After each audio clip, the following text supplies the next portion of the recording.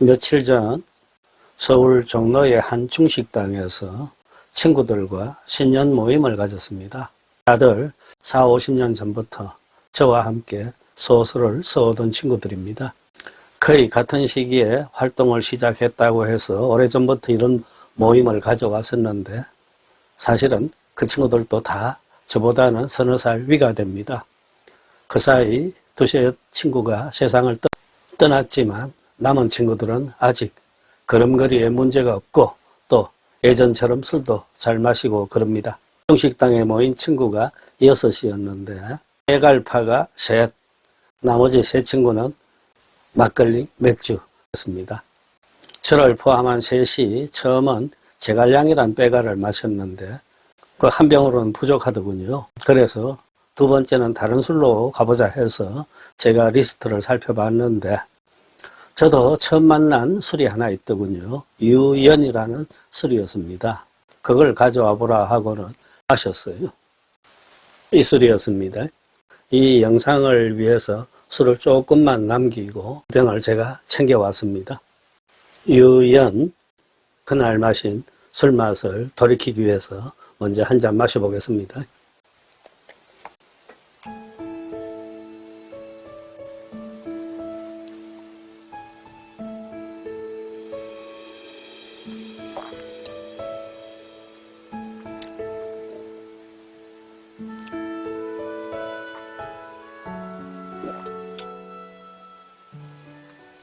그날도 제가 처음 마셔보는 술인데도 썩 술맛이 괜찮다는 느낌이었습니다. 지금 똑같아요.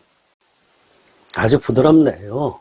사천 농양의 거칠고 무거운 감은 그대로입니다.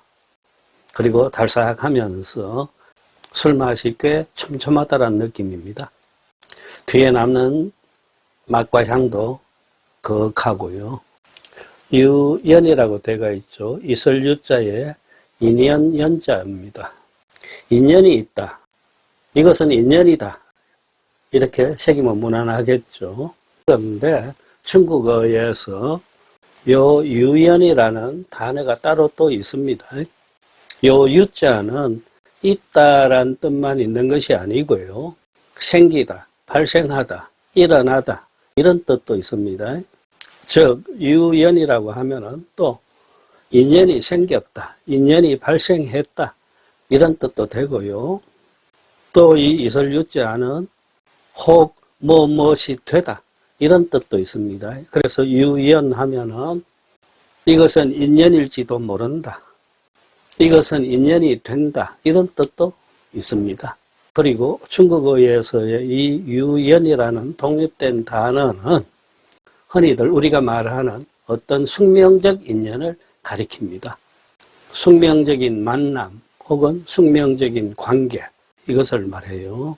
원래 이 인연이란 말은 불교적 수로죠. 불교 쪽에서는 이 유연이라고 하면은 불법을 수행하는 그 자체, 그것이 숙명적 인연이다. 나의 깨달음에서 온 숙명적인 관계, 그것이 불법 수행이고 그것이 유연이다. 이렇게 썼습니다마는 세속적인 데서는 부부관계, 연인관계, 친한 친구, 치기 관계 이것을 보통 유연이라 그럽니다. 이 유연빼갈, 이 술은 사천성에서 나오는데 역사는 그렇게 길질 않은 것 같습니다. 이 술 회사가 있는 곳은 사천성의 성도, 청두의 교회 도시, 즉 우리식 발음으로는 공례시고 현지 발음으로는 총라이라는 곳입니다. 그 총라이에 본사와 생산 기지를 두고 있습니다. 청나라 후기에 이 지역에 집성소방, 소방은 소주방이죠. 집성소방이라는 양조장이 있었는데 그것을 토대로 한 술회사입니다. 그것을 토대로 1995년 촉양액주업이란 술회사가 설립되었어요. 촉은 총나라 땅이고 양은 곡식이고 액은 오량액 할 때 그 액체 액자입니다. 이 수레회사가 2024년 재작년이군요. 그때부터 오늘날과 같은 유연방 주업이라고 회사 이름을 고쳤어요. 그리고 지금 이 유연이라는 이름의 술은 2014년부터 생산돼 갖고 시중에서 판매되었다고 합니다. 1년 생산 원주가 9,000톤 정도가 되고 지금 현재 저장하고 있는 원주의 총량은 6만 톤 규모라고 합니다. 그러면은 사천성에서도 중간에서 그 아래쪽 그 규모라고 보면 되겠습니다. 청라에 있다 그랬죠. 지금 사천성 술들의 3분의 1 이상이 이 청라의 지역에서 생산되고 있습니다. 같은 업종들이 함께 모여 있는 것이 이로운 점이 많죠. 백주 생산 회사들도 마찬가지입니다. 그래서 사천성에서 가장 큰 백주 생산 단지가 바로 이 청라의 지역에 있습니다. 지금 이 유연술 회사 바로 옆에 금육복 회사가 있고요. 또 그 옆에는 새로 옮긴 수정방 술공장이 또 거기에 있습니다. 이 술회사에서는 자기네 술의 최대 강점을 발효구덩이, 저장구덩이에서 자연적으로 우러난 그 향이 대단히 짙으면서 전화한 풍미를 갖는다라고 그럽니다. 지금 이 회사가 갖고 있는 그 발효구덩이가 총 3,000여 개가 됩니다.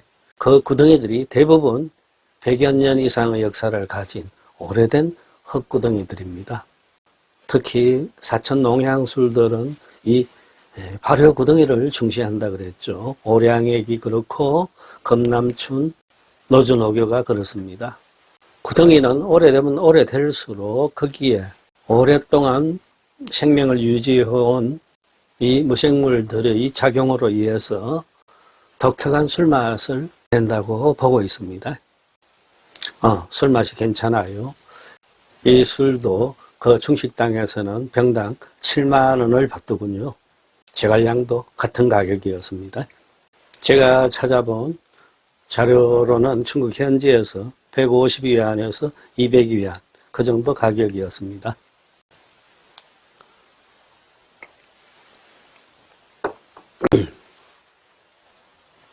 추운 날씨인데 빼가리 한 잔 들어가니까 좋으네요. 금세 온몸이 훈훈해지는 느낌입니다. 그날 술자리에서 이 유연을 마시면서 친구들끼리도 그랬습니다. 이것도 우리 참 인연이다라고요. 흔히들 그러죠. 옷깃만 스쳐도 인연이요. 또 자네가 누구를 만난 걸 보니 자네는 전생에 나라를 구한 인물인가 보다. 뭐 이런 말을 자주 하죠. 우리가 이 불교적 우주관, 윤회의 우주관에서 볼 적에 현재의 이 세상에서 우리가 겪고 만나고 일어나는 일들이 거의 다 전생과 관련되어 있다고 보고 있는 셈입니다. 따라서 우연한 인연이라는 것은 거의 없다 이겁니다. 한자 인연이라고 하는 요 인과 연 두 글자의 합성어가 바로 인연이죠. 인이라고 하는 것은 사물의 생성과 변화의 내적 조건이라고 그럽니다. 이 일이 왜 일어났는가, 그리고 왜 그렇게 됐는가에 대한 내적인 조건이 인이요. 또 그것이 또 어떤 결과 쪽으로 가느냐에는 내적 조건만 필요한 것이 아니고 바깥의 조건과 환경이 필요합니다. 그 외적 조건이 연이라 그럽니다. 과일나무 키우기를 예를 들면 쉽겠죠. 그죠? 대추나무를 키우기 위해서 씨앗을 땅에 묻었습니다. 그 씨앗에서 싹이 트는 것은 인입니다. 종자에서 싹이 나오는 건 원인이죠. 내적 조건입니다. 싹만 터서 나무가 될 수는 없어요. 토양이 있어야 되고 햇빛과 바람과 또 농부의 손길이 있어야 이 나무가 무럭무럭 자라서 대추의 열매를 맺습니다. 하여 그 씨앗, 원인과 그 이후에 농부의 손길, 비바람 이것이 잘 어우러져서 화합이죠. 잘 어우러져서 결실, 열매 맺기로 가는 겁니다. 그럴 적에 씨앗이 인이요. 비바람과 농부의 손길이 바로 연입니다. 인과 연이 화합적으로 만나서 결실까지 가는, 그럴 적에 우리는 참 좋은 인연이다, 순년이다 이렇게 말합니다. 그런데 어떤 경우는 씨앗이 났는데 바로 벌레가 먹어버려 가지고 자라지도 못하고 죽어요. 그 벌레도 연입니다. 안팎의 좋은 결합이 없어서 결실이 없는 경우, 그럴 적에 우리는 그 연을 악연이라 그럽니다. 나쁜 인연이었어요. 이 술 이름으로 쓰고 있는 유연, 숙명적인 만남, 관계라 그랬죠. 이 숙명적인 만남과 관계의 가장 대표적인 것이 혈육지간이요, 부부관계요, 연인의 만남, 친구의 만남입니다. 인연에 관련해서 중국인들이 자주 없는 수호전의 구절이 있습니다. 유연천리의 상회요, 무연대면 불상봉이라는 말입니다. 이것이 정해진 인연이라고 하면은 천리를 떨어져 있더라도 만나게 돼 있고, 이것이 인연이 아니라고 한다면은 마주보고 있어도 만남이 이루어지지 않는다, 이런 말입니다. 우리가 이 인연이란 말을 혈육지간에서는 자주 쓰질 않습니다. 워낙 당연한 듯이 보이기 때문에. 그래서 남녀의 사랑에서 가장 많이 쓰곤 하죠. 그런데 중국, 우리나라, 일본에서 쓰고 있는 한자의 단어들이 미미한 차이들이 있습니다. 우리나라에서 자주 쓰고 있는 연인이라는 말, 이 말을 중국에서는 거의 쓰질 않습니다. 우리가 쓰는 연인이라는 말을 중국에서는 정인이라고 하죠. 정답다 할 때 그 정자를 씁니다. 일제시대, 그 다음 해방 직후만 해도 우리나라에서는 기록에 보면은 다 우리나라 쪽에서도 정인이라고 나와요. 애인, 연인 이런 말은 거의 쓰이질 않았습니다. 정인.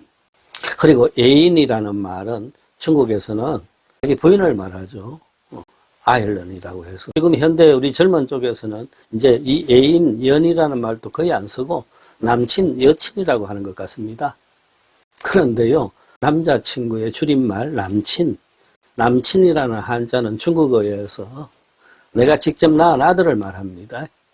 이렇듯 같은 한자권에 있는 세 개 나라입니다만은 그 언어의 문화가 다르다는 점이 흥미롭습니다. 예, 이제 정다운 사람을 만난 그 인연에 대한 200의 빼어난 시 한 편이 있죠. 추풍사라는 시, 그 시 한 편을 엎는 것으로 마무리하겠습니다. 가을바람 맑고 달빛은 밝구나. 낙엽은 바람에 설려 이리 모이고 저리 흩어지는데 차운 바람에 잠자던 까치도 다시 놀라 짖는구나. 정다운님은 어느 날에 만날 수 있을까? 이 밤, 이 시각, 그리운 정을 어찌할까? 그리움에 빠져든 뒤부터 그리움이 곧 괴로움인 걸 알게 되었네. 기나긴 그리움이여 영원한 추억이 된다네. 짧았던 사랑이여 그 끝은 다함이 없다네. 이리도 마음이 얽매일 줄 알았다면 처음부터 만나지나 말 것을.